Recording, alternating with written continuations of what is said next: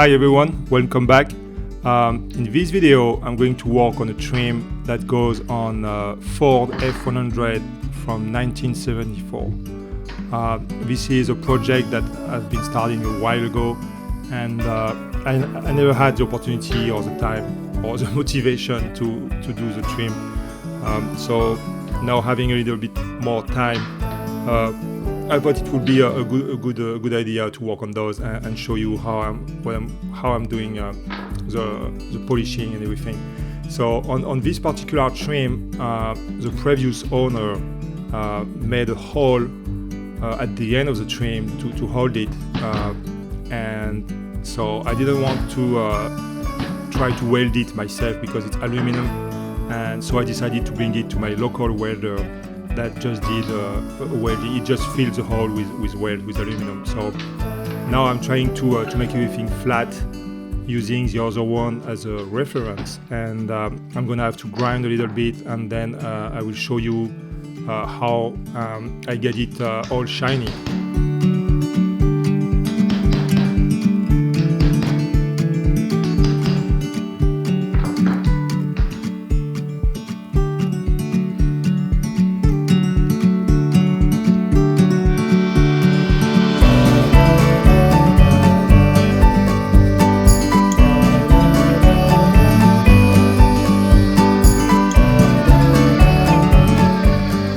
Here I'm using a Dremel with a sanding tool, but I realized quickly that the sanding tool wasn't very efficient.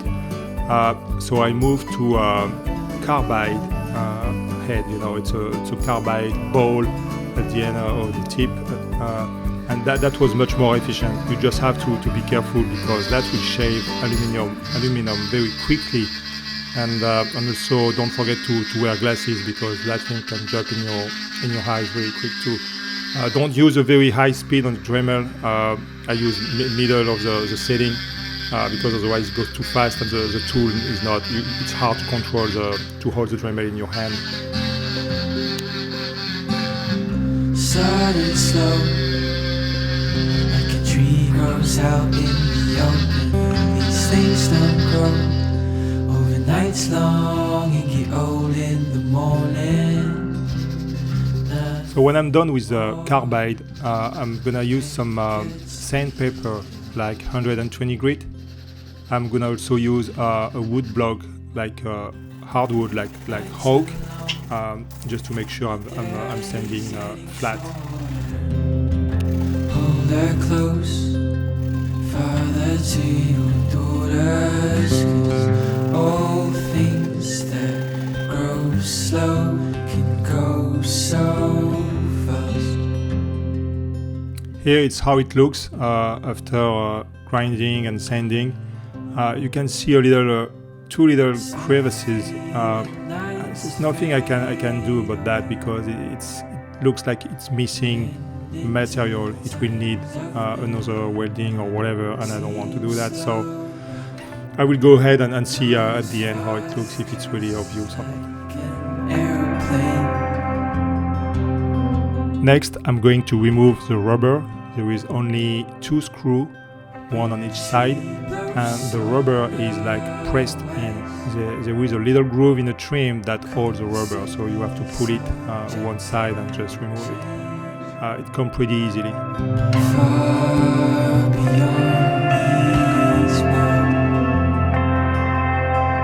Then, since they put some anodizing on the aluminum, you need to remove that anodizing. So, first of all, I'm gonna clean and degrease everything, and using a Scotch-Brite, I'm gonna remove all the dirt and stuff. Then I will apply some oven cleaner, which apparently have some property or chemical in it that can remove the anodizing. So here I am spraying that oven cleaner. I'm gonna leave it like between 10-15 minutes. Don't leave it too long. When you're done, you just wash it. Same thing with the Scotch-Brite to remove everything. Then next is gonna be wet sanding, and here I'm going to start with 400. So I'm gonna go over everything with 400. Then I will do 600 800 and 1000. Softly the nights fade away, blend into times of midnight. Seems slow but goes fast, just like an airplane.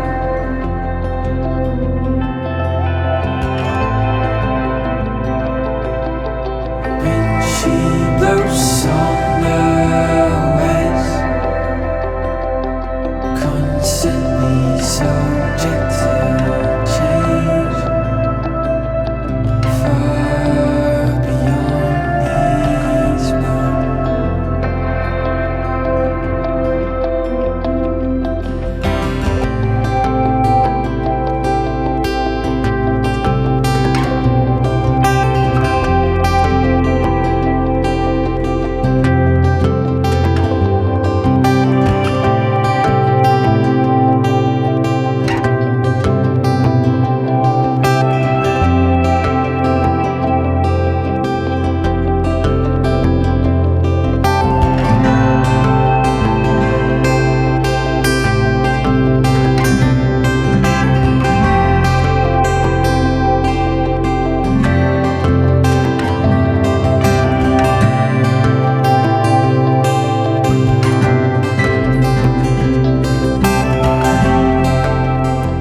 So finally done. Now I'm using the Dremel again with a polishing pad to do the end of the trim. Now she's very interested, intrigued by that Dremel. I'm using a Dremel here because this is a very sensitive area. I have a polisher on my bench, but it's much bigger. It turns very fast, and if you catch those little aluminum part at the end, it might break or bend everything. So I think it's smarter to use that little rotary tool. You don't take any risk damaging the trim. I will definitely use the buffer for the rest of the trim. Far beyond these words. So after polishing, buffing the trim, I'm gonna do just a quick hand polish with some metal polish from Magyar.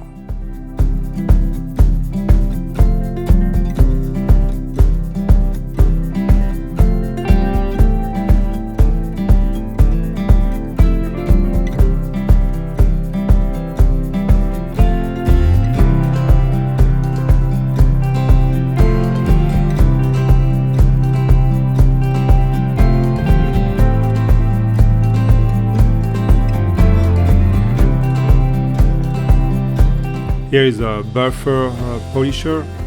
I'm going to clean the pad first, make sure there is no previous contamination, and I'm going to use some rouge and go slowly all along the trim.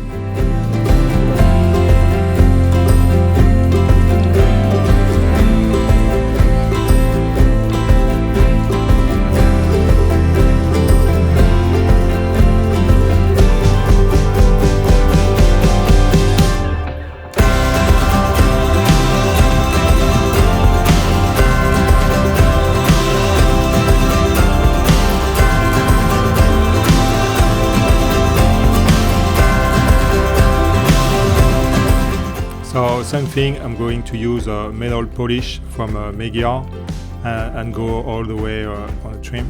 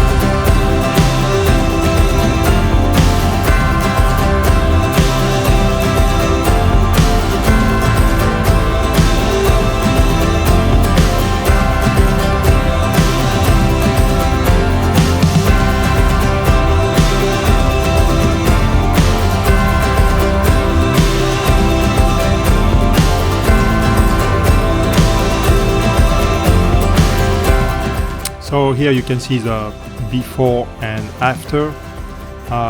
It took one afternoon, a couple of hours to get to that result, and a lot of elbow grease sanding. That's the most annoying part, but you don't have much choices. You can see on the one on the left there is still some anodizing left. That's why I'm starting with 400 to remove that.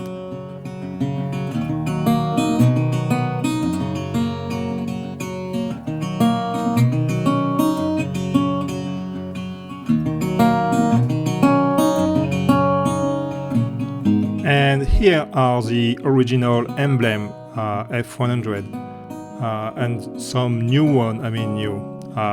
NOS part that I found on eBay. All the pins are intact on the back, and the black contour is much pronounced. So I'm very excited to reinstall everything. Well, that's it for this video. Thanks for watching and thank you for your support. And if you haven't subscribed, please hit that subscribe button.